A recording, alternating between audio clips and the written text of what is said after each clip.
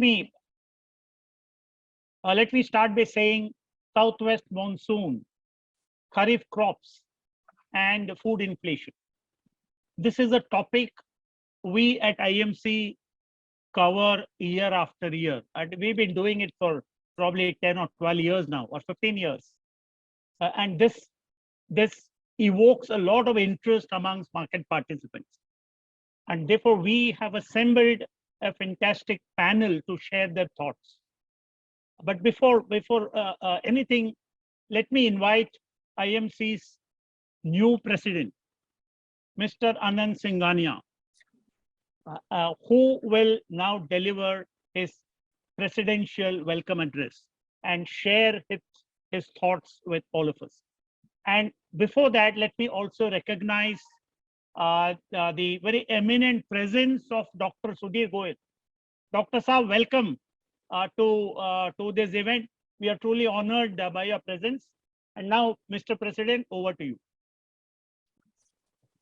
Thank you, and a very good afternoon to you all. I've had the actually pleasure to see Dr. Goyal twice today. I met him early this morning on a virtual call. So thank you. So it's my pleasure to extend a very heartiest warm welcome to each one of you on this webinar on the Southwest Monsoon, Kharif crops, and food inflation, which is a key annual event of the IMC Chamber. We all recognize agriculture is an important sector from economic and social standpoints, as it accounts for 15 to 18% of India's GDP, but provides livelihood to over 50% of the country's workforce.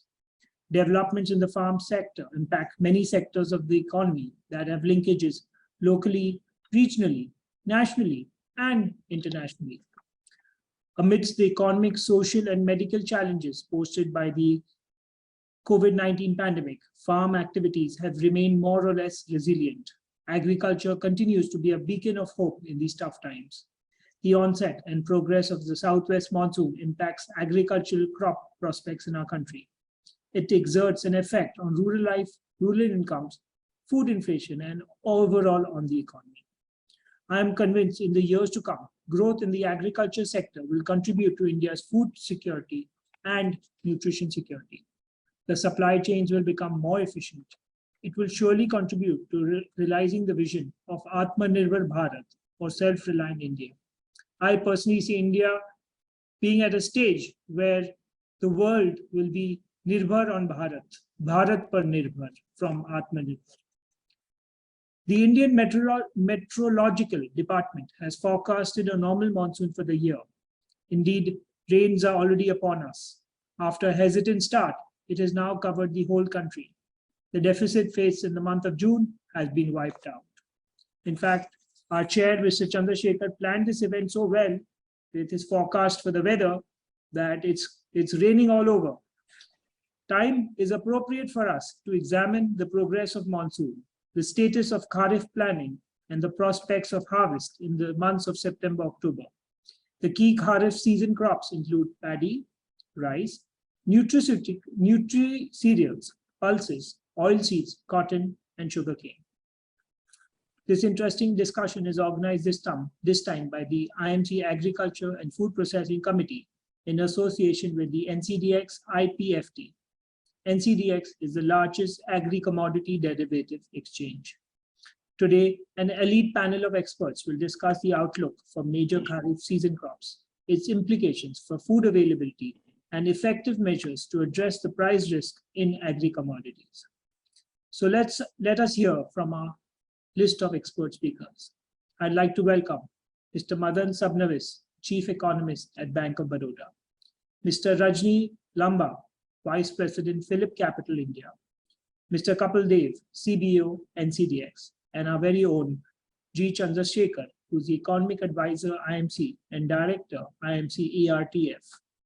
Before I conclude, I'd like to say a few words about the IMC. The IMC Chamber of Commerce and Industry is a premier chamber of commerce in the country with a rich legacy spanning well over 100 years of excellent service to trade, industry, and commerce. with its membership base of over 5,000 members and over 150 trade associations affiliated to it. The Chamber represents and advocates the interests of over 400,000 businesses and industry establishments across the country from diverse sectors of industry and trade.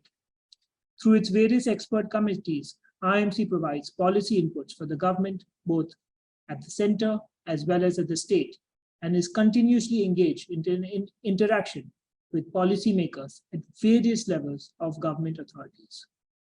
The IMC organizes interactive dialogues, workshops, seminars, business conferences, and other activities where eminent business and government leaders engage with members on a wide range of issues to create a conducive opinion and environment for sustained and sustainable economic growth. The Chamber is now a cradle for nurturing young talent. It promotes gender equality through Young Leaders Forum and IMC Ladies Wing, which have become an embodiment of youth, enterprise, proactive thought leadership, and movement for women empowerment and entrepreneurship.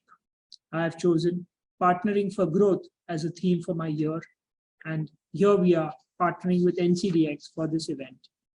With this, I welcome you all to this most topical and thought-provoking discussion, which I'm sure will be very meaningful to all of you. Thank you so much. Thank you, Mr. President, for this very warm welcome speech. And thank you for a kind word. You've actually triggered a thought in my mind now.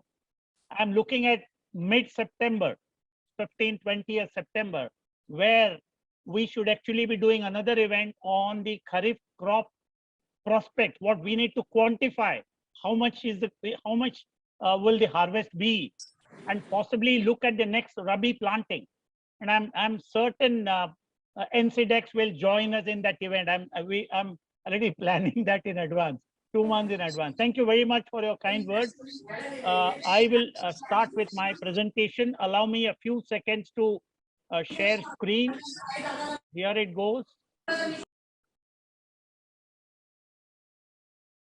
Yeah, is that visible? I'll take it to slideshow. Yes, sir. Can the host please mute all participants except the speaker? Yes, sir. Done, sir. Done, sir. Okay. Again, I am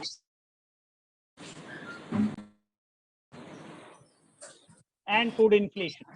I must mention again, like our president mentioned, IMC is a SEBI accredited training institution for commodity derivatives. And in this capacity, we do a very large number of events every year. Every month, we have at least 2, 3, or even 4 events from time to time. And it's a part of our mandate that we have from SEBI. Let me go to the first slide. Why is it? Anita, why is it not moving? Okay, all right, great, awesome. Okay, why is the Southwest monsoon important? I think that's a big question. Of course, the president answered that question so well. It's a critical driver of farm output. It's a critical driver of rural incomes in our country. And most importantly, Southwest monsoon advances food security and nutrition security in our country, not only for people, but also for livestock. Our livestock population is something like 550 million, right? Whereas our human population is twice that. It's closer to now 1.4 billion. Okay, and therefore this monsoon is so important that it provides food security and nutrition security for livestock and people. Again, as our president mentioned earlier, the sector contributes to just about 15 to 18% of the national GDP, but its importance lies in the fact that it provides livelihood for more than 50% of the country's workforce. Therefore, 18% of GDP shared by 50% of the workforce. And that's a big challenge for Indian agriculture. And therefore, agriculture is so important if we want to have equitable growth, if we want the growth benefits to spread to a very large number of people, and if we want inclusive growth, it is agriculture which has to grow. It is agriculture which we need to boost through our through policy support, through research support, and through investment support. So it's extremely critical. Southwest monsoon. Let me give a quick update. The IMD, India Meteorological Department, gave the forecast of a normal monsoon. Until last year, the normal monsoon was 880 millimeters for the southwest season. But they have now changed the 50-year long period average, starting from early 70s to 2021. And therefore, the long period average, which used to be 880 millimeters, is now slightly reduced to 867 millimeters, plus or minus 4%. And therefore, the IMD has forecast a normal monsoon. They've talked about total quantum of rainfall, which is 867 millimeters, plus or minus 4%. But in my view, and I'm sure all the experts would agree, that it is total quantum is important, but more important than that is the temporal and spatial distribution of rainfall. How much rainfall we get in June, in July, in August, and in September, and the spatial distribution. We are such a vast country, and therefore every region of the country must get adequate rainfall. Therefore, spatial and temporal distribution is extremely important. The monsoon had a very hesitant start by early June, and we had actually a deficit in the month of June. But God has been kind. God has smiled on us, and then in the first 10 days, 12 days of this month of July, this deficit has been completely wiped out, which is actually good news. And in June, actually, the planting was lagging, but it's now going apace, which is very positive. Now, as of 6th July, which is the last available date from the India from the Central Weather Watch Group of the Agriculture Ministry, and of course from the IMD, out of the 36 meteorological subdivisions, as many as 29 had received normal to excess rains. There was deficit only in 7 subdivisions. But the latest information as of today, because I wrote this 4 days ago over the weekend, the latest is that 30 subdivisions have now normal to excess rainfall. Only 6 subdivisions are facing a deficit. And again, 4 or 5 days ago, Central India was facing a 10% deficit, which fortunately has been wiped out. It is only Northwest, which is Punjab, Haryana area, and part of the Eastern India, which is now facing a small deficit. And therefore, overall, as of today, as of 12th, 13th of July, I think the situation is a lot more comfortable than it was exactly a month ago. Okay. Now, this is the rainfall map. This is as of from 1st June to 7th July. This is the map from the IMD. You can see very clearly there are areas. Red would represent the deficit, green would represent normal, and of course the surplus, etc. Therefore, this is the situation. But this is rapidly morphing.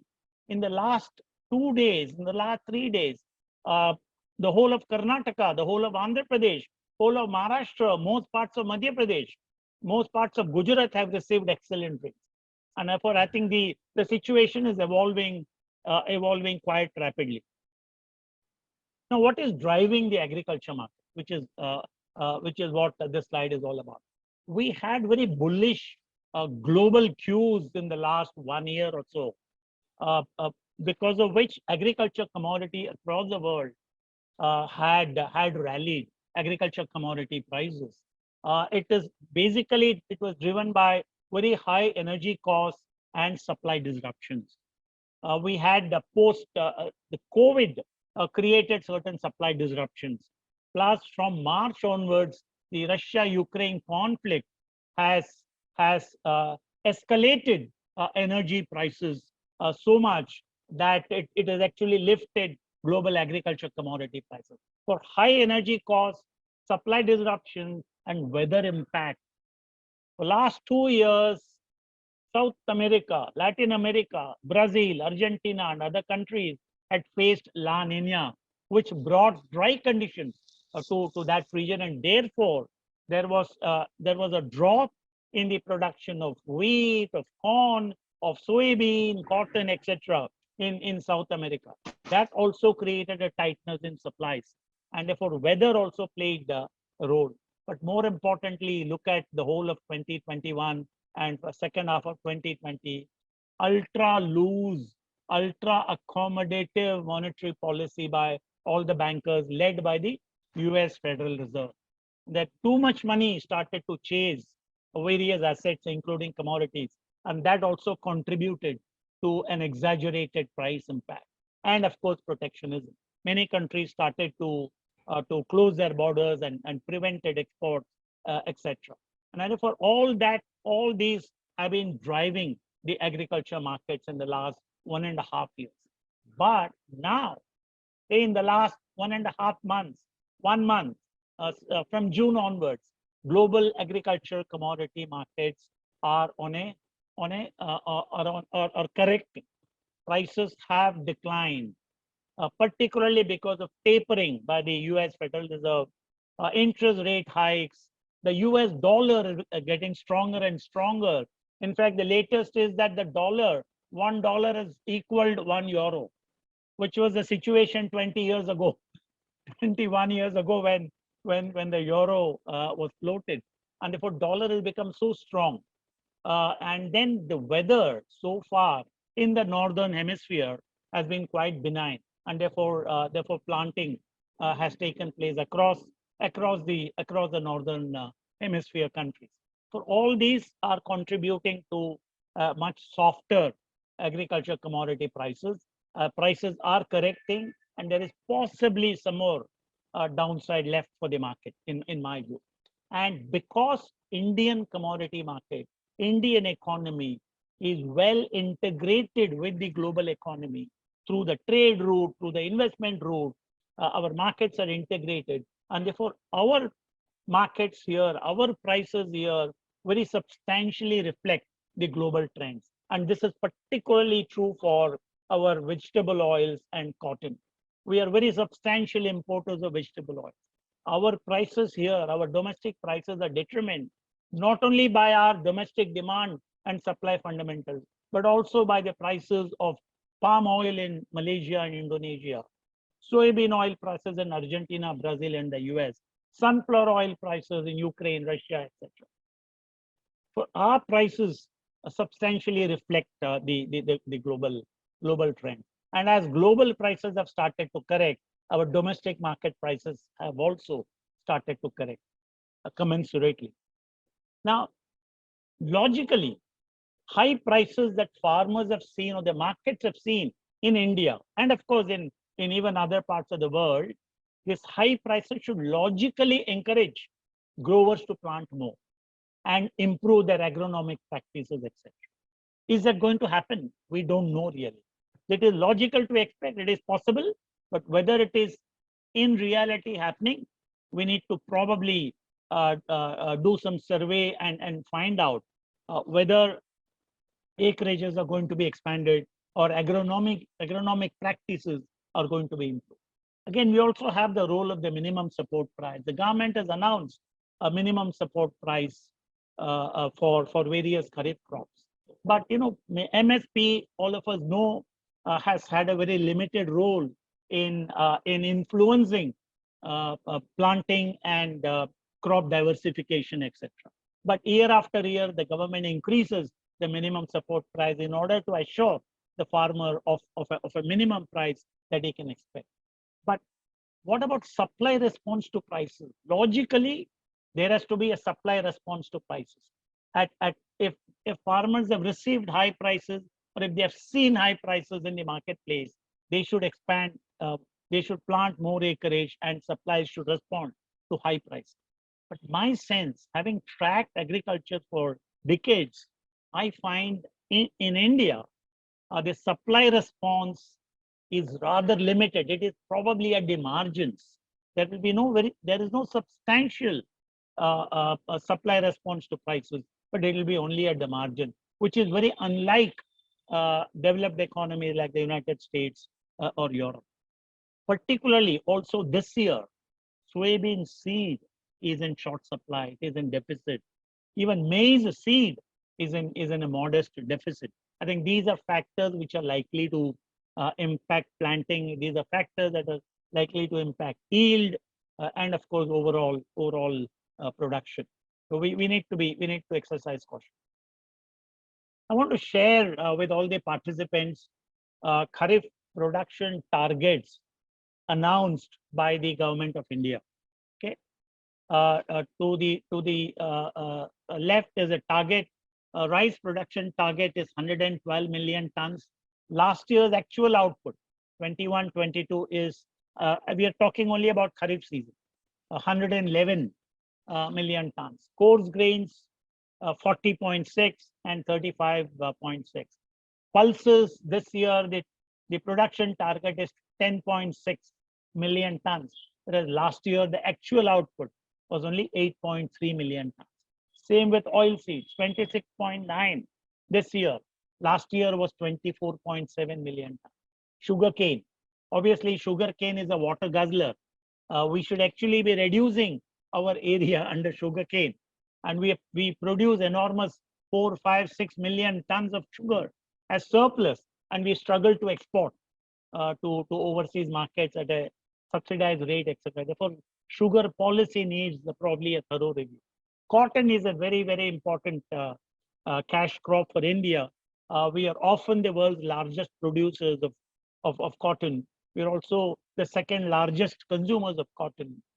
Last year, the production target was 35.5 million bales. This is bales of 170 kilograms. But because of adverse weather, according to the government, this dropped to 31.5 million bales. Whereas for this year, the target set by the government of India is 37 million bales. So these are the targets which we need to bear in mind, and then compare these targets with estimated output, which we'll probably do by the middle of September or so. Planting progress. This is planting progress is again from the Central Weather Watch group of the government of India. Planting is lagging. Let us be honest. You can see at this point of time, 21, and what is happening in 22, whether it is rice or oil seeds, it is actually lagging.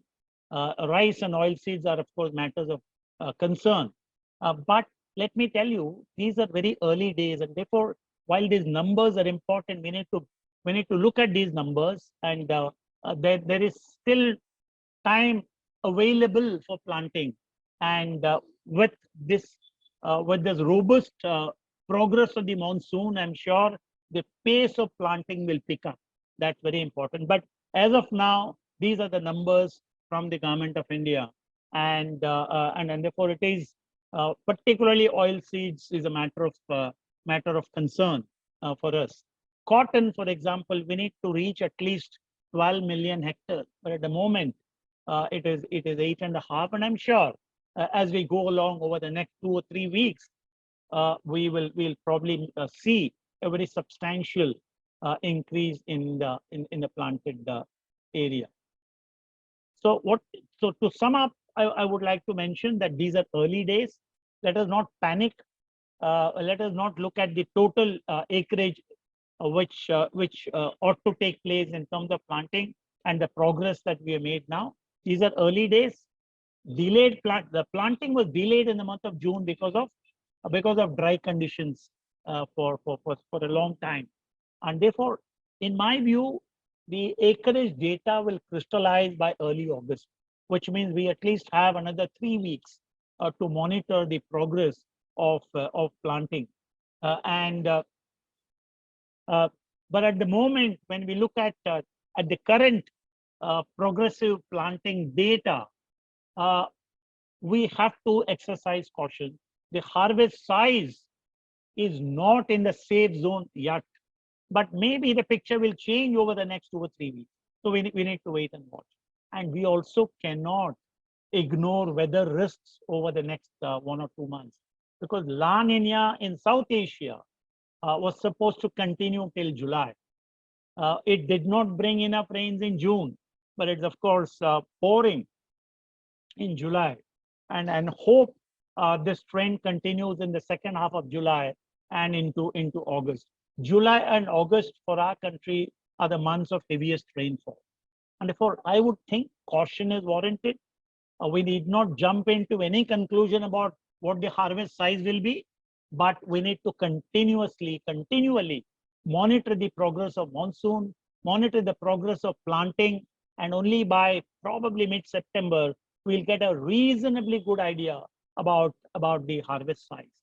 And what is also important in my view, and I've publicly made statements, I've written about all this, that, and with my interaction with policymakers, senior bureaucrats, etc., I've always told them that the government of India actually lacks a certain commercial intelligence and research capability on the relating to the commodity market, whether it is energy product, whether it's industrial metals, base metals, agriculture commodities.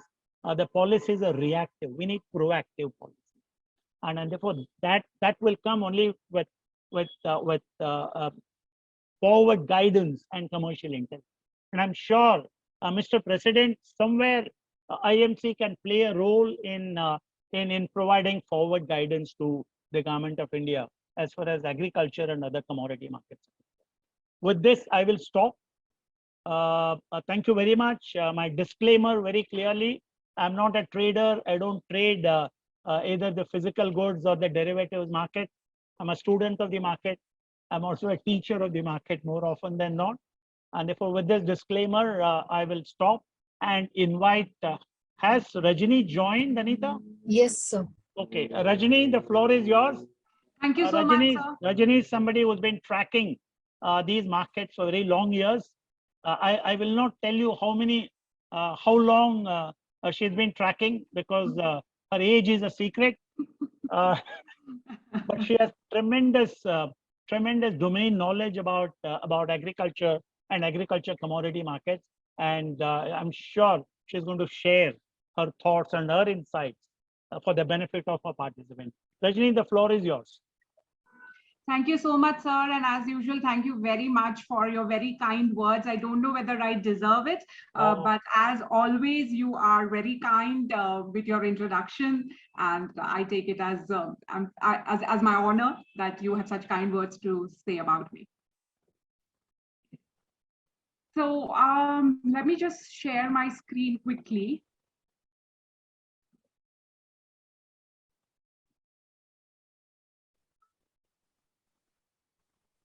Yeah, I'll keep my video off. And is my screen visible? Not yet. Yes. Yeah. Now we yes. can see. Yeah. Okay.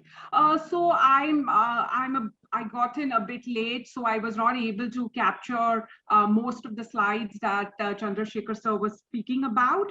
But as the caption says, what I'm going to speak about in the next 10 to 11 slides is about the Southwest monsoon, and even the last bit that I was able to catch, there is going to be a lot of repetition, because obviously the data that we all go to is the same.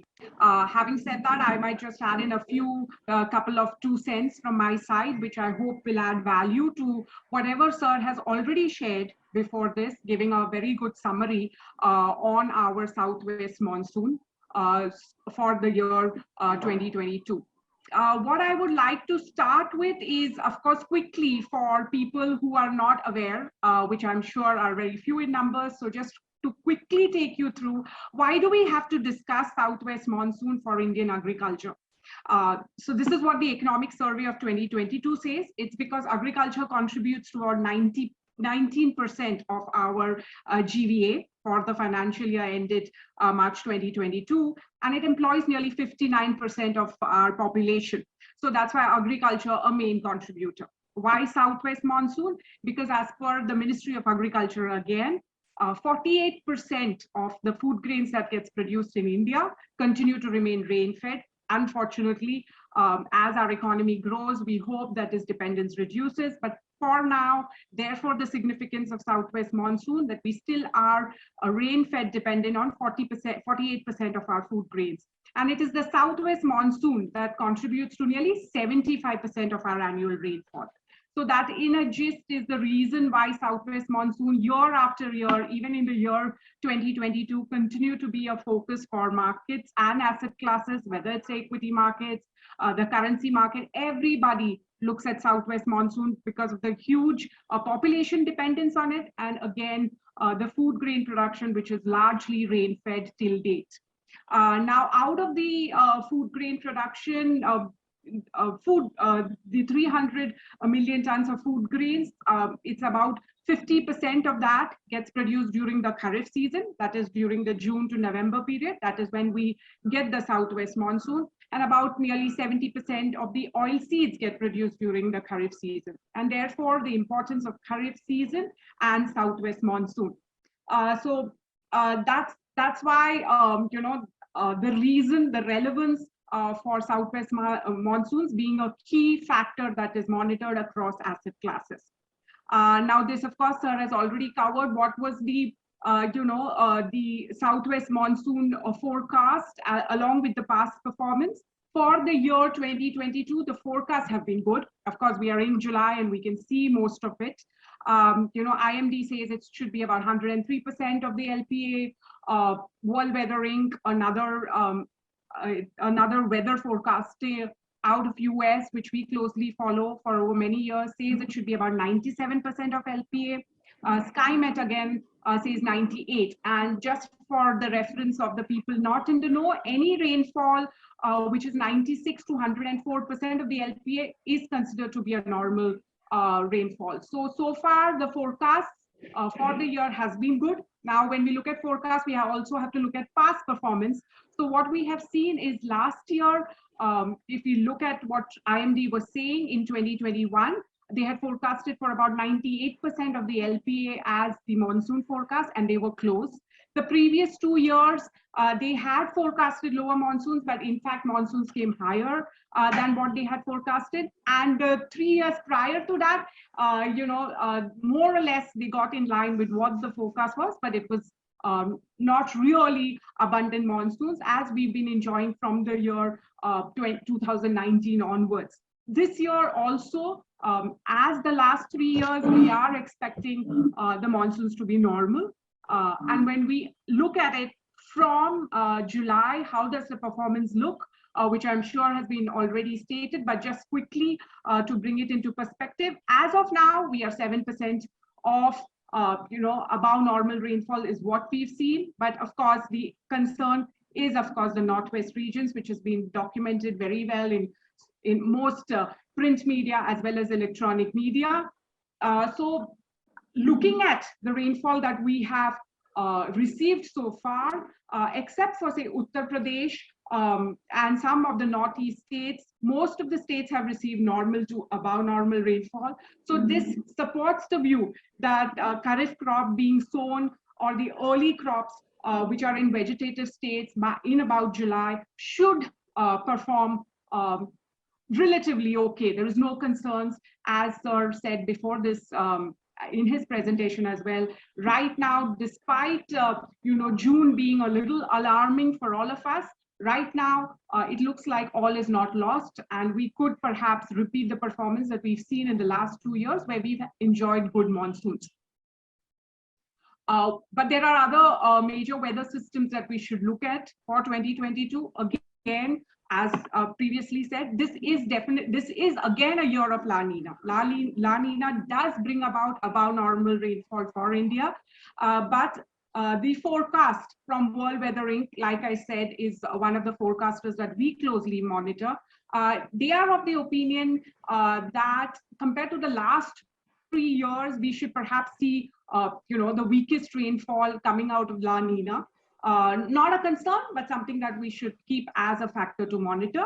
And overall, however, the Southwest monsoon is expected to increase in intensity from July, and towards August and September reduce, but not on an alarming pace, is what the forecast currently states. This is a quick recollection again for people not very well tuned to how the Kharif crops progress and when is it that the rainfall requirements are most required. So it is June and July for the early planting that you require adequate monsoon, and then during the second half of August and the first half of September. So in 2022, in June, we were about 12% below the long period average, LPA, or below normal. But the spatial distribution was heavily biased towards the east and the northeast states, which is why we are seeing the impact, as I'll show in the slides going forward, that the Kharif paddy crop has been impacted, which sir also mentioned, because of this uneven spatial distribution of rainfall. The situation, however, on the brighter side, is expected to change in July, with the rest of the country getting normal rains. And as a result, there is fair bit of confidence that the planting and the early stage growth for crops, which was planted in the second half of June, should proceed normally. Now, when we look at the Kharif acreage trend, as was discussed in the earlier presentation as well, across Kharif crops, the main crops is, of course, rice, oilseeds, and cotton. And last year also, what were the factors that contributed to deciding what the acreage for each of these crops would be? It was, of course, rainfall, the returns of the crop, the price of the crop, and of course, the government announced MSP. In June 2021, that means a year ago, the rainfall intensity had declined sharply in July and August. And due to this, we saw that most of the major crops of cotton, of oilseeds, of coarse cereals, having lower acreage than the year before. It was only rice that saw acreage higher than last year. So despite having good prices, despite the MSP being favorably higher, we did not see an acreage increase for most of the key crops that I just mentioned. So in a way, again, imposing the impact of the monsoons on the eventual acreage and production decisions, despite prices being higher and despite MSP being higher, we still have a lot of dependency on how the monsoons progress. So when we look at that, juxtapose that to what is happening in 2022, as was shared earlier as well, the July 8th acreage shows that the Kharif acreage is about 407 lakh hectares, or around 38% of the planting has been completed as per a 5-year average. But the acreage so far is still down about 9% from the same time last year. Rice, of course, is one of our major concerns here because the acreage is down around 24%. This is because, most states of Chhattisgarh, Odisha, West Bengal, UP, which are all the key contributors or contribute to about 2/3 of the country's rice output, have not received good monsoons. But there is still 1/2 of July that is left, which is still available for sowing, so a lot could change. So that is where we put in our optimism that since the second half of July also could change a lot for rice going forward, and monsoons have improved, we could therefore drastically see an improvement in this acreage decline in rice to change quickly. The same concerns we have for oilseeds, because the northwestern regions did not receive good rainfall. Therefore, despite the record high prices of oilseeds for the year 2021, we still are seeing lower acreage, but it could catch up because monsoons are improving. And about a week ago, we had the acreage catch up to being normal as last year. The July 8 showed that acreage is again down 20%. So, a week can change a lot for the Kharif crops. So right now, though, this is how it looks like. But because of the current catch up in monsoons, we believe that Kharif rice as well as oilseeds should gain pace. Cotton, of course, the higher prices, though there has been less than normal rainfall in Gujarat in the early part, but acreage, if you see, is more or less competing or same as last year. which was of course lower than the year before. But we are of the opinion that if rainfall progresses, we cannot rule out that we might see cotton acreage, in fact, surpassing last year's pace as well. But it's always by August, that we will come to know what actually happens. But so far, the way it is going, we are optimistic that cotton acreage should increase compared to last year. The trend influences in 2022 remains more or less similar to the years before. It's the rainfall. The MSP, again, for 2022 has been higher by 4 to 9%. For cotton, for soybeans, they've also fetched higher historic prices, much higher than MSP. All these factors, therefore, should contribute into higher acreage. Of course, like we gave the example of 2021, monsoon being favorable. The government policies across various states, whether it's Andhra Pradesh that is trying to encourage 3-crop policy, or states in Punjab and Haryana that is trying to push towards oil seeds, all this will also influence Kharif acreage. But right now, the impact that we are seeing on Kharif acreage being lower than last year is completely pricing in only the lower monsoons. We are not seeing the acreage shift in terms of prices of crops or government policies. The impact so far on Kharif oilseeds has been only that of monsoon, and we believe that could quickly change. And by August, we should get clarity as to whether cotton got more acreage from oilseeds, or more double cropping, 3-cropping has popped in because of the high prices of commodities. This all will get clear, but these are the factors that we have to specifically watch for this season in particular. This brings us to, of course, our inflation forecast. The CPI and the CPI that was just announced for June was about 7%. The food and beverages for June was about 7.6%. We are of the opinion that come September, both the food CPI as well as the overall CPI should top out. The food CPI around 8.4%, CPI overall at 7.2%.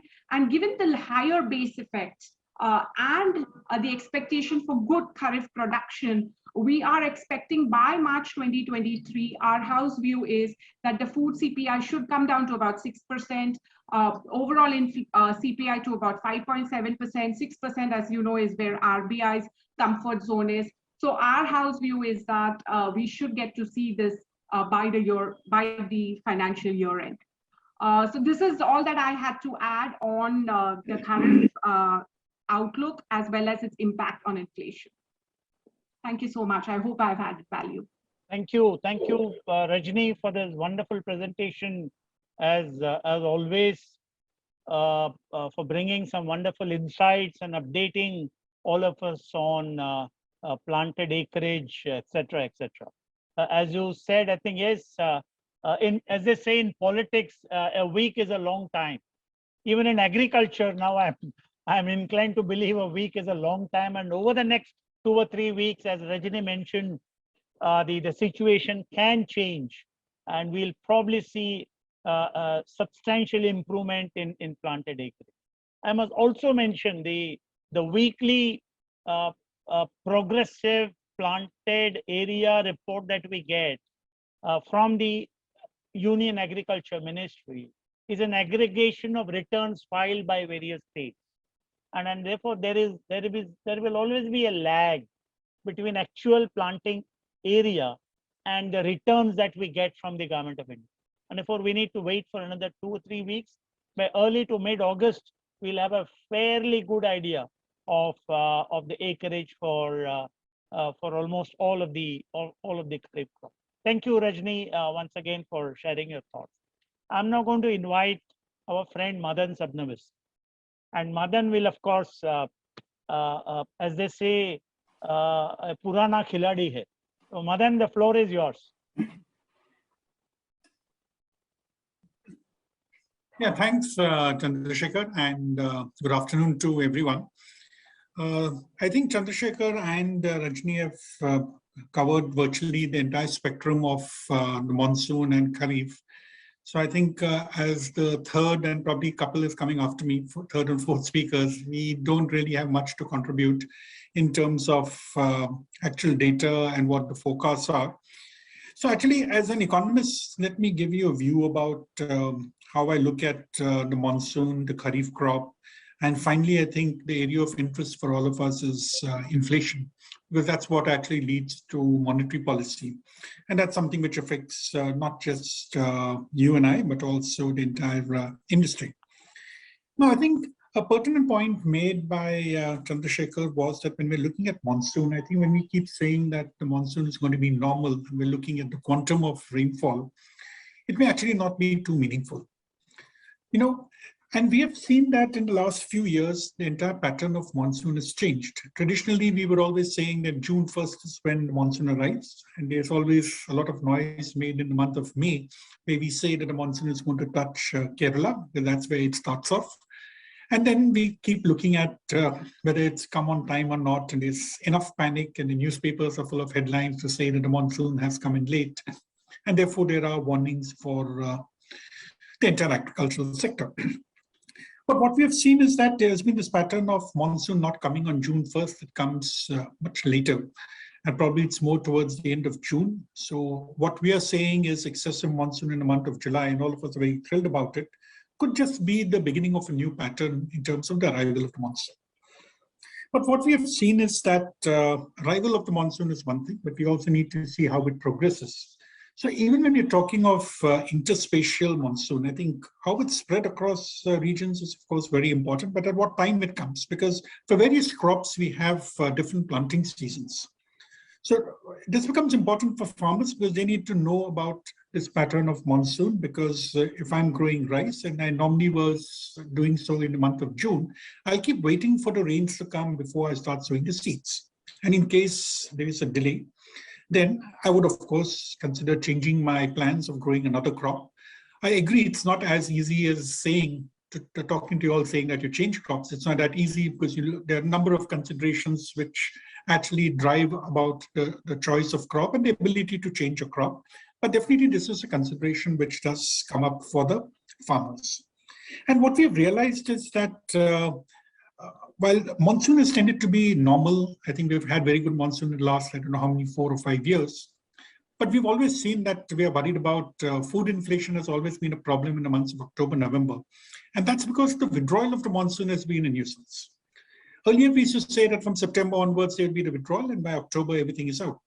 But now we have seen that we have good rainfall even in the month of October and November. And this has actually led to the destruction of crops to a certain extent. It's a regional thing, doesn't happen throughout the country, but it does happen in certain regions. Because normally at the time of harvest, having monsoon, having the rains is not a good idea. And further, while I think when we talk of Kharif crops, all of us are concentrating on the standard crops which are produced by the Ministry of Agriculture, we have seen that onions and tomatoes are the two crops which always face some kind of a problem on account of crop destruction because of the late withdrawal of the monsoon. And that actually has led to high food inflation. So if you look at food inflation in the last few years, it's always tends to be high, and we keep saying it's happening because of vegetables. And between vegetables, invariably it is a mix of tomatoes and onions. And at certain points of time, it could also be potatoes. But it's basically these crops which are creating a problem. Now, in the normal course, we'll say as individuals, all of us are worried because even I don't like paying 120, 140 rupees a kilo for onions. But definitely, as far as RBI is concerned in terms of monetary policy, they are targeting headline inflation. And when we have seen the headline inflation being in this nasty range of 6, 7, 8% at times, and then we keep saying, look, it's all because of tomatoes. And can the RBI actually bring down the price of tomatoes? The answer is, of course, no. But when the inflation number is high, monetary policy action has to be calibrated. It has to tackle that particular inflation number, whether or not we really like it, whether or not it's going to be very effective. So I think that's the thing about the monsoon. When we keep saying that we need to monitor it regularly, I think that's what's important, because today we're happy because here sitting in Mumbai, There is close to flooding. All of us think that the whole country is getting flooded, and therefore we should all be happy. We had data which Chandrasekhar has shown saying that till last week, which is the latest data for crop sowing, we've seen that all the crops are not doing that satisfactorily. Yet we have projections which show that on the whole, at the end of the day, there's going to be good production of most of the crops. I think we're looking at a deficit probably only for sugarcane. And all the other crops are going to be stable. I think that's going by your by the forecast which you put up, which is actually good news. Now, another link which we have seen as economists is that when the crop is good, does inflation come down? The answer is it doesn't really happen. So I think it's a misnomer to say that a very good Kharif harvest will bring down inflation. That's a standard statement made by all economists, made by all analysts, and made by the RBI. I'm sure when the policy comes out tomorrow, they will again say it's a great monsoon, a normal monsoon. That's what IMD has said, and therefore inflation should cool down. But what we have seen is that there is an intrinsic tendency for food prices. When I say food prices, all these agricultural crops, I'm not even talking of tomatoes and onions, for an increase in these prices. Now, why does this happen? This is essentially because one factor which I would agree largely with what Chandrasekhar said, that the MSP may not be that relevant. But as we keep increasing the MSPs, which are pertinent primarily for rice and wheat, and at times for oilseeds, depending upon how the states intervene, maybe at times for pulses, but we have seen that the overall benchmark prices tend to increase. And I think this is where there is kind of ambivalence which is there, even as far as the government is concerned, because we always say that a farmer should get higher income. But if the farmer gets higher income, you and I have to pay for it. Okay, so we can't have low price inflation and say that the farmers are better off. So I think this is there's a political dogma, there's a political statements which are made saying we want to double farmers' income, which is very good. But if income is going to double, you and I are going to pay the double price because we're not seeing the yields increasing. Our productivity levels are not very high. In fact, I think one of the members of the audience has actually flashed this question. I wonder if either Rajni or Chandrasekhar have this answer. Have yields actually been increasing over the past? Because unless my yields increase, only then can I think of increasing the farmer's income without having higher inflation. Because today what we have is that prices keep going up continuously. There's the MSP, there are the input costs which keep going up. And even I as a farmer, when I see that my overall cost of living has gone up, I would tend to, my only source of income is the particular crop which I'm growing, I would tend to increase that particular price. And add to this, we have this entire system of intermediation which is there in the country, which keeps adding to the cost. And finally, at the end of the day, all of us end up paying higher prices. So I think that's the basic thing which we have to look at, that when we're looking at inflation, it's easier for us to guess. I think IMD to say that we would have a normal monsoon. Maybe the forecast which Rajni and Chandrasekhar put up on agricultural crops, the various Kharif crops, may also materialize. So often have we said that we've had a very good Kharif crop and even the Rabi crop. But ultimately, at the end of the day, we see that inflation may not necessarily come down. Prices rarely do come down to the same extent. And I think the area of concern here is, of course, of the food manufactured products. Now, as an individual, just yesterday, I had booked my edible oil purchase on Flipkart, and I realized I was paying 210 rupees for a liter of rice bran oil. Maybe a year back, I was paying something like 100 to 120, 130. And maybe a couple of months back, I was paying something like 230, 240. So the government has done a lot of things in terms of duties. We had this problem of Ukraine. We had a problem of substitution taking place. Then we had, temporarily, I think Indonesia had some kind of a ban on palm oils. And since there's lots of substitution which takes place, one oil goes in shortage, the prices of other oils go up because the demand automatically increases. But we've seen that the prices are never going to revert to 120 to 130 rupees a liter. We will continue paying 200, maybe 170, 180. And all the policymakers will say, look, we have conquered inflation. Vegetable oil prices have come down 30%, 40%, because 240 has come down to say 170. So inflation numbers are very dicey because always we economists keep talking of base effect. Whenever we want to run it down, sometimes we'll say that it's gone up because of a base effect. But ultimately, as a consumer, we will continue paying higher prices on edible oils. Now, edible oils is just one example which I've given. We had a similar situation, I remember, which happened for tur dal. This was a long time back when I was working with NCDX, when I think we were paying 30, 40 rupees a kilo. The price shot up to 120. Then it never went below 70, 80 rupees. There was a new threshold which has come in. So this is one part of the direct purchase, which we have a problem on inflation. The second part, I think, which as the companies start bringing out the quarterly results, we keep examining what is the commentary which is being made. And almost every company which is in this food processing industry, so I'm talking of people who are making things like biscuits and bread, all of them keep saying that we've had this problem of high input costs, and we have started passing on these high input costs in terms of my MRP. So therefore, my price of bread has gone up, my price of biscuits have gone up, or the size of the biscuit packet has come down. I think most companies have done that, since we're used to 10 rupees or 5 rupees for a pack. Instead of getting 3 biscuits or 4 biscuits, I get 2 biscuits now.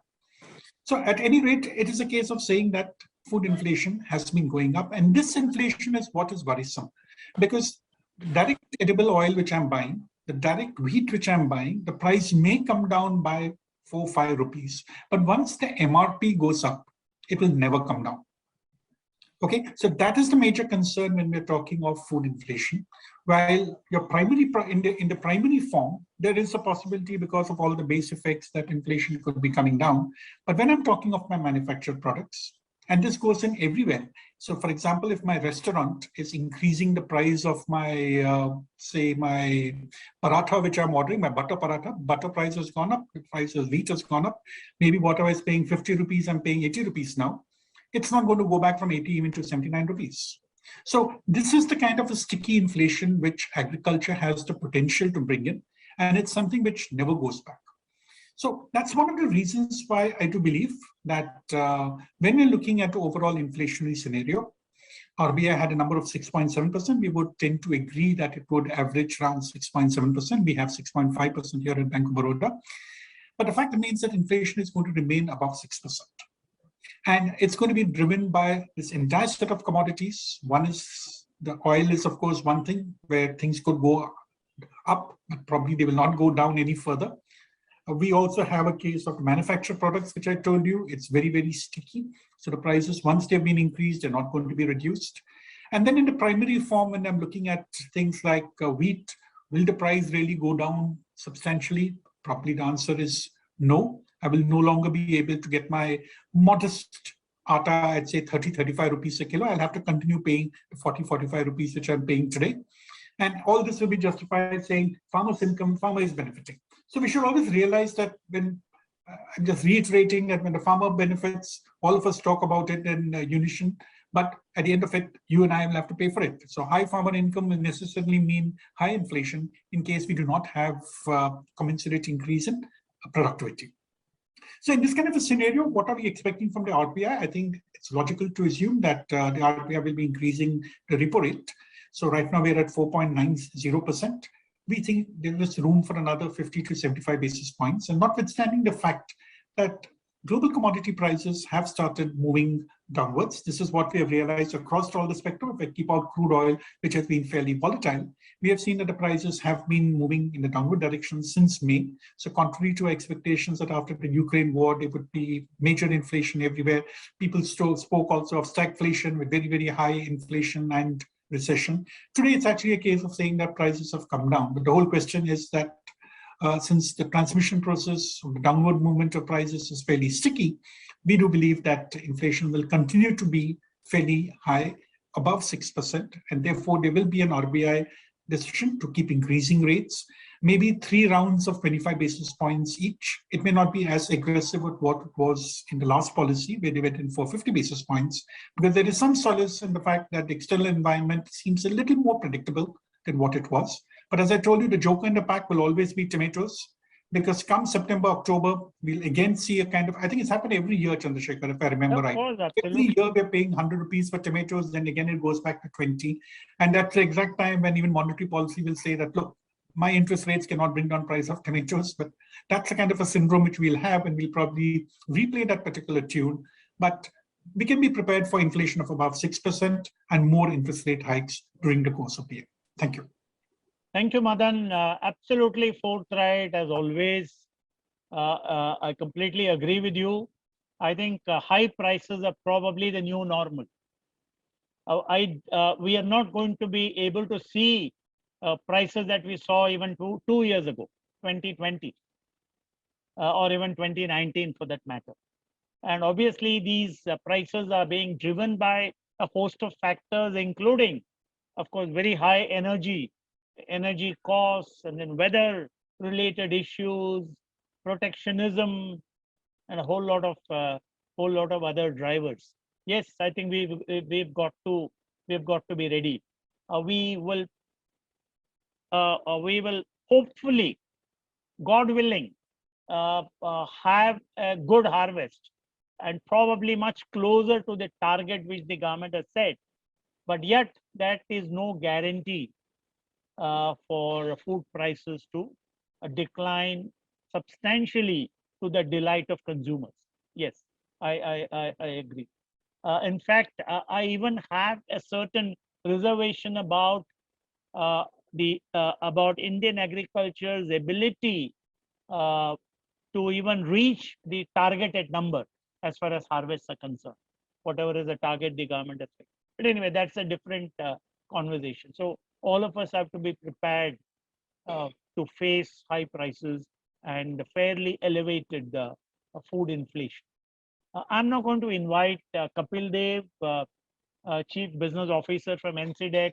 As we all know, NCDEX is India's largest agriculture derivatives platform. They are so well networked with farmers organizations, FPOs, and other value chain participants. Kapil, of late, you've also been facing some challenges in terms of policy, which actually prevents proper price discovery and proper price risk management. So we would, the participants would certainly like to hear from you. What's your outlook? And of course, what are the challenges that NCDEX is facing and how it is affecting the stakeholders in the value chain? Yep. Thank you, sir, and good evening to everyone. And really, it was, I think everything has been covered by you, Rajni, and of course, Madan. But still, I would like to add few points which I think are important when we see the monsoon. Being in an exchange, we have that leverage to connect with the market participants on day-to-day basis and understand how this is actually impacting the sentiments, and not only the trade, the policymakers and the farmers itself. No, so the important thing is that I think rather than now understanding whether monsoon will be normal or less than normal, now it's becoming more and more important to understand the pattern of rainfall. At what time we need how much rainfall, whether we are getting it or not, whether it's normal within a week like we are seeing in Gujarat, in some part of Gujarat, or are we really getting the rainfalls if we are really talking about agri at the appropriate time when actually we need it as far as crops are concerned. That is something which is a miss, and that I think lead to so much deviation into the production numbers, because we know the sowing number, but when we finally reach to the production number, and you have mentioned in your first slide that information understanding is little away, because I think we keep on carrying the sowing and average productivity and we reach to a number. So I think that is important to understand when we are talking about monsoon. Second, I think monsoon is not only important for the Kharif, being the rain-fed crop. The Rabi crop also largely, depends on what happens in Kharif, what reservoirs we do have. So overall sentiments of the market is actually decided by in these 3 months how round the year agriculture and prices are going to behave. Over and above what we do see that India being a agri economy, that too rain-fed economy, and especially year like this when inflation is already a concern before monsoon. Normally we say inflation concern post, we have a news that monsoon is a week. We actually this time it was a inflated time when the monsoon started hitting, and it impacts so many things, whether it's government policies, monetary policies, market sentiments, and impact around the financial indicator we have seen. But what it brings to the market, it brings a lot of volatility. And I think that is where I would like to make some points, that these We have talked about monsoons. We have talked various time impact of monsoon, not only on the agri income of the farmers, income of the larger set of population, impact on other sectors, whether it's FMCG, whether it's automobile, whether it's a power. So many things we discuss when we discuss about monsoon and temperature and other factors. But I think it's the time to now maybe discuss that if there is some impact, how we are going to manage that. So the number impact we have seen, monsoon will be low, monsoon will be high, but the financial impact which it is going to have. And if I know that monsoon is weak this time, suppose, or monsoon is high this time, and this is the possible impact, how we are going to manage that? I think we should now move into that direction, which maybe for certain weather parameters, global markets have some standards, they have some futures market. We have also now a weather index which we have developed in association with the SkyMet. It's a maybe as of now indicative index which tells how the monsoon is behaving this year in comparison to last year, how much it is deviated from the last year. And maybe if we have these products allowed by the regulator going forward, we can always talk monsoon, its performance, its impact, and how to actually avoid those impacts using some financial tools. So that's our view as an exchange we do see.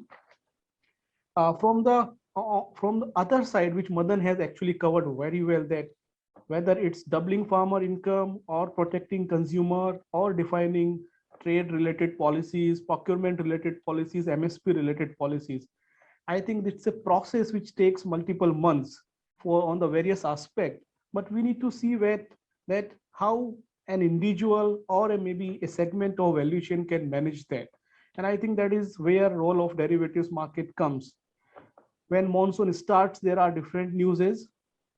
When monsoons arrives, there are different newses. When monsoon actually hits and cover the different part of countries in different capacity, there are different impacts on the prices. And when finally it concludes, there are different sentiments altogether.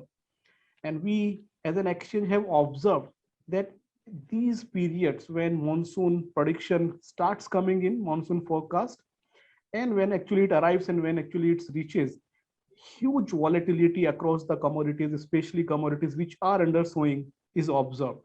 And so the maximum volatility in the few commodities is at the time when this monsoon discussion starts. Yes, a lot of discussion happens, but still question remains that as a farmer or as a value chain participants, what we can do.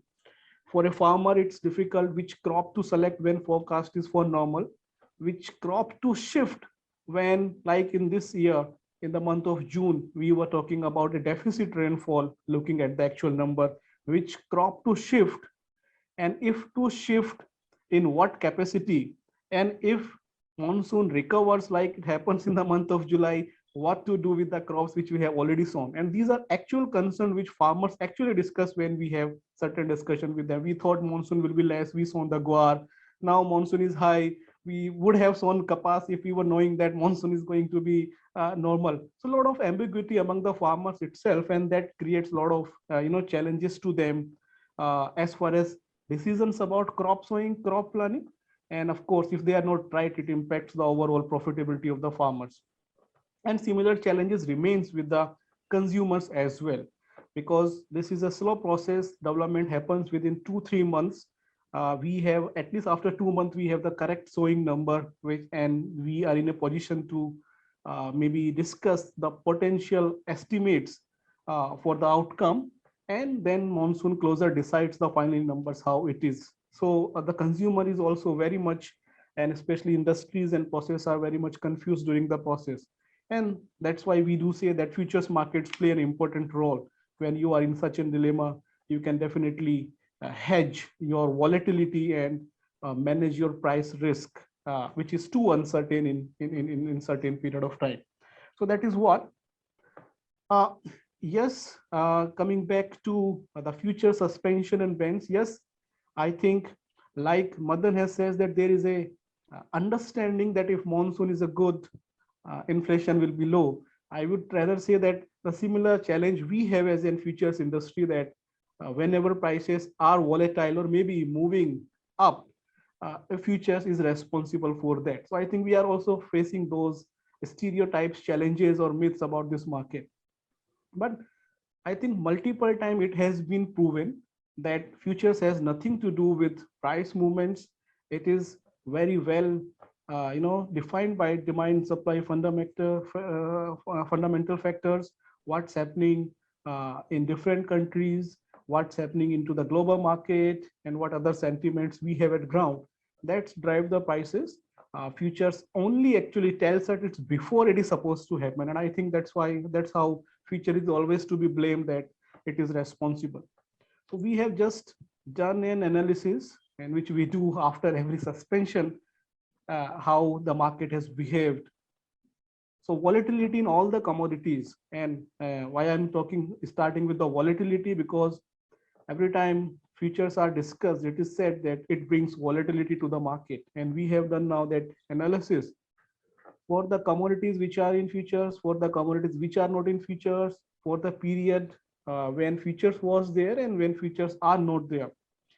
And in all the cases, futures actually win in the sense that volatility in the commodities which are in futures market is less. Even in the commodities which are in futures, post suspension volatility have increased in the spot market, and it's not marginal increase, a significant increase we have seen over a period of time. Prices have corrected maybe now when we are saying, but immediate response to the price by the prices was also not very positive to the suspension. We have seen all the commodities moving up except maybe mustard, soybean, soya refined, CPO prices moved up even after contracts were suspended. So we really do not agree with this thing, but yes, this is the stereotype we have. This is the basic understanding issue we have at the various level, whether it's policies or even some certain segment of the market. So we are working on that, and hopefully market starts taking this market in for the reason these are meant for, which is price risk management, hedging, transparency, price signals, rather than maybe making these market responsible for inflation or something else. So that's my view on this. In conclusion, I would rather say monsoon is important, but it's unpredictable. The forecasts have been remain closer in last 5 years. If you compare last decade, we are not close to this, but still it brings a lot of volatility when these events happen. So the financial impact of the forecast and the deviation from the forecast can be managed by efficient risk management. Futures is one of the tools to do the risk management, and we suggest every value chain who is associated with it to use it efficiently and manage the price risk. Thank you, sir. Thank you, Kapil, for these observations. Yes, completely agree. Futures, the market, derivatives market is a hedging platform for managing price risk, and it actually gives advanced signals about the underlying commodity market. Anyway, obviously this only shows that a lot more education, awareness is required amongst even policymakers. Anyway, I understand, I appreciate, but I'm sure as we go along, once inflation starts to cool, and hopefully if it cools, then obviously there'll be a policy rethink on some of these suspended contracts that you're facing. Okay, thank you very much. We've heard Rajni, we've heard Madan, we've also heard Kapil. We have a very senior policy maker here, Dr. Sudhir Kumar Goyal. Dr. Saab, you heard all the speakers. I would like the participants to have the benefit of your views. Dr. Saab. Thank you, Chandra. Now, the way it has been presented is a macro picture. Now, what interests a farmer and a farm, that what is there in it for me? Yeah. And when we keep on talking about the behavior of the monsoon, its impact on the prices, food security, I don't know how many of us would know that thousands and millions of farmers have already lost their crop, either in floods or in scorching heat. Now, if we have a technology and that technology can go up to the field level, either through satellite or through IoT or through drones, why is it so that the monsoons remain to be a dreadful factor for a farmer? And when would this happen, that when the monsoon is behaving, there is an advisory to each and every farmer's mobile phone as to what needs to be done to get away from the situation, to change the cropping pattern, and there is an alternative seed available in the market. No private sector would like to have two kinds of seed. One, when the monsoon is normal, and two, when the monsoon is abnormal. Now, that is something which has to be done by a sector which is working on disaster management. And that itself requires to mitigate the harmful impact of climate and harmful impact. Even if the climate change was not there, the vagaries of nature or the monsoons are quite known. So the Indian monsoon is said to be totally unpredictable. Now time has come that our farmers will have to be helped to mitigate the distress level because of the behavior of the monsoon, whether it is ongoing Kharif season, or whether when the Kharif season is over, in what way I can recoup my losses from the Rabi. So it means, number one, we will have to have a system of crop advisory which is intimately linked with the behavior of the monsoon, even before the monsoon has started. Now, when I know and there is a prediction, I mean, I will be able to advise to each and every farmer as to how they will have to continue their operations, and also modify my advice based on the monsoon's behavior. Second point, it will never be perfect. And so there will always be situations where the farmers will be distressed out of the monsoon behavior. Now, are there any convincing insurance products in the market? They would provide them that kind of a comfort that if you follow their advice, then in that case, your losses are either to be compensated or the losses are to be minimized.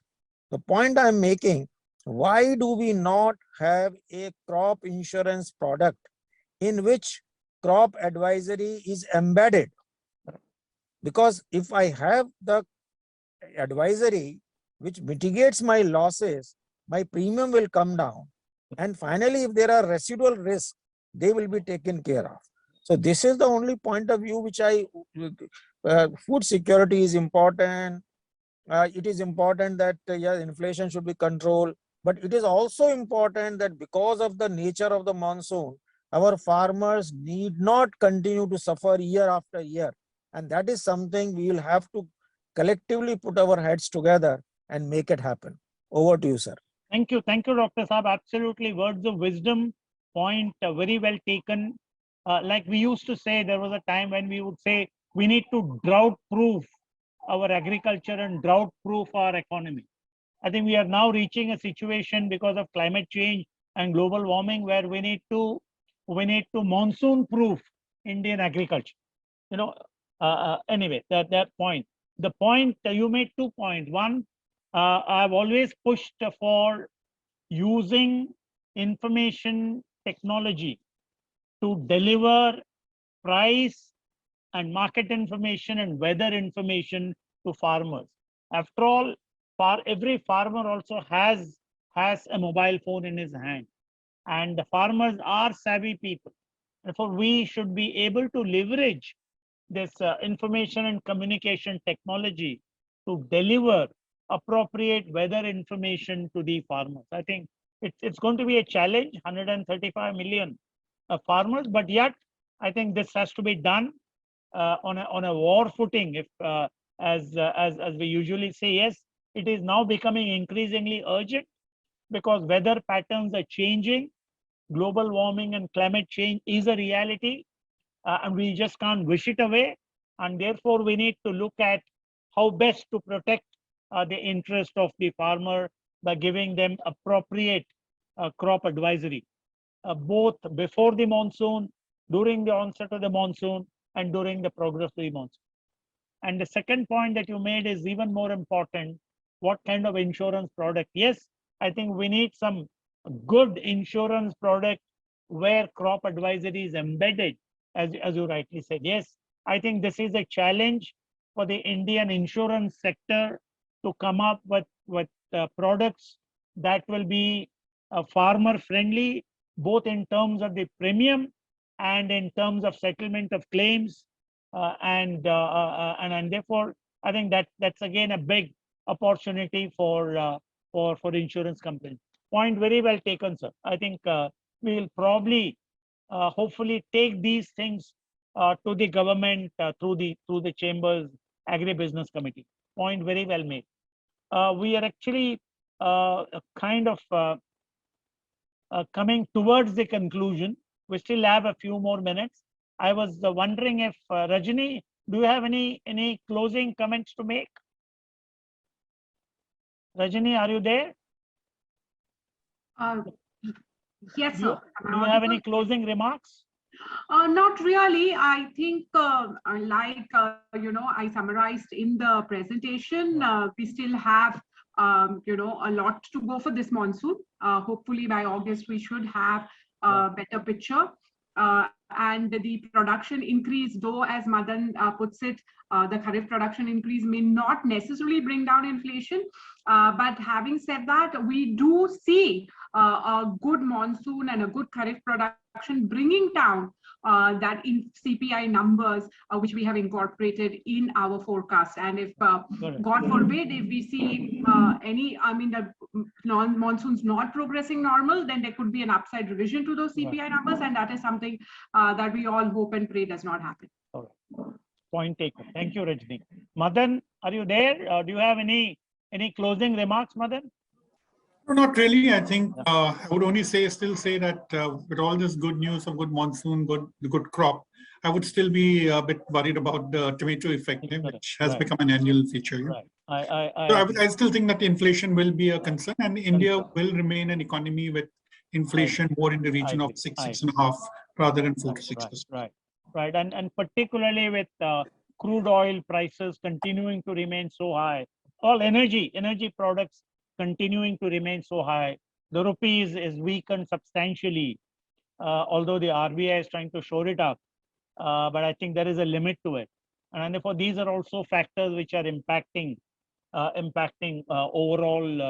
overall inflation.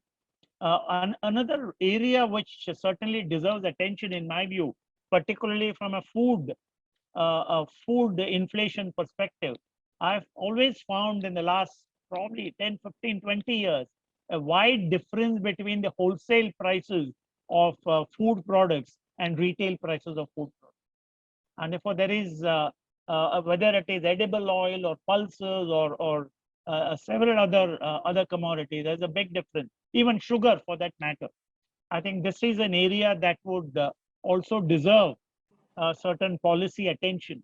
How a policymaker can control retail prices or retail inflation, I think it's going to be a big challenge. Here I think, Chandrasekhar, it's because of the intermediation cost. Yes, we have exactly. several level of intermediaries, and every intermediary actually has their own logistics cost. Exactly. So contrary to one feeling that's saying that intermediaries are exploitative, but if I have to transport apples from Himachal to Mumbai, there is a cost being added across the way. I completely agree. I agree. But whereas you look at the pulses prices, for example, there is a big difference between wholesale prices and retail prices. I think there is somewhere an opportunity to for that price differential to shrink or to decline. Therefore, we need to all of us have to jointly apply our mind how to do this, how to reduce the difference between wholesale prices and retail price. but not discourage the distributive trade. Distributive trade is extremely important. They need to make profits. But I think but somewhere the kind of prices that retailers charge, I think there is scope for reduction. Anyway, Kapil, you have any parting comments, closing remarks before? Only last point, sir. I think Yeah. prices are going to be volatile. Yes. And when in whatever direction they move, it will Yeah. impact one segment of the market. Yeah. If they move up, consumer will have a concern. If goes down, farmers will have. Yeah. So as said by Mr. Goyal as well, Goyal sir, that we need to work out on now maybe new innovative approach to Correct. protect every segment, whether it's product, whether using financial market, offering some price protection tool, agri-tech, so many things, I think. Yeah. So we have to think really innovative if we really want to create a balance in between consumer and producers going forward. Absolutely. In fact, I have believed and I've written several articles and commentaries and spoken in public forums about the need to invest Indian agriculture with multiple technologies, information technology, biotechnology, satellite technology, nuclear agriculture technology, nanotechnology, multiple drones. All this is required, but that calls for huge investment. That calls for research support, investment support, and policy support. Yes, Madan. Yeah, in fact, there was one question which was asked in the chat box saying Yeah. that after banning futures trading, has it really brought down inflation? Yeah. I think Kapil Dev will be happy for me Yes. to say that it has Right. not brought down inflation. In Right. fact, by banning, I think lots of corporates have actually mentioned somewhere. Yeah. I won't say lots of them, a couple of them have mentioned that what they could normally have done of hedging their raw material Correct. risk, I think they have lost that important The tool available. tool. So I Absolutely. think we need to bring it back because it's not just a case of farmer, consumer, but I think if corporates, Correct. they're not able to do it. And especially these go as intermediaries. See, a bread manufacturer has to hedge wheat and oil and sugar. Correct.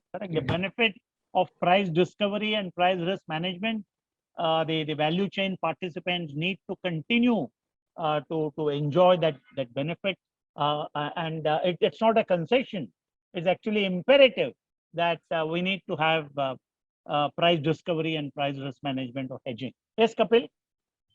Yeah, just adding to what Madan has said, and we also talked to various processors. Actually now, because prices are very volatile, things are not really stable even now. And we are seeing that in prices of oilseed, palm oil, the way they are reacting to various events. The risk premium has been added to the trade. So actually, the consumer is paying little more what actually they should pay because the people who are doing the trade find it's risky business now to do. And earlier when they could hedge, they were comfortable managing these situations. Now, if they are not, they will be passing that risk premium to the consumers. And we have seen that in various commodities prices as well. Yeah. Thank you, Kapil. Before I invite Mr. Ashish Barwale, Chairman, IMC's Expert Committee on Agribusiness and Food Processing. From my side, I want to thank, of course, Rajni. I want to thank Madan. I want to thank Kapil, and of course all the participants. But I'm sure Chairman of the Agribusiness Committee will have the last word. Ashish, the floor is yours. Thank you, Mr. Chandrasekhar, and thank you to our valued speakers and the wonderful audience that has joined us today. It's my pleasure to present the vote of thanks after such enriching and deeply intellectual discussions by our extremely knowledgeable speakers. We all know that agriculture is our country's lifeline.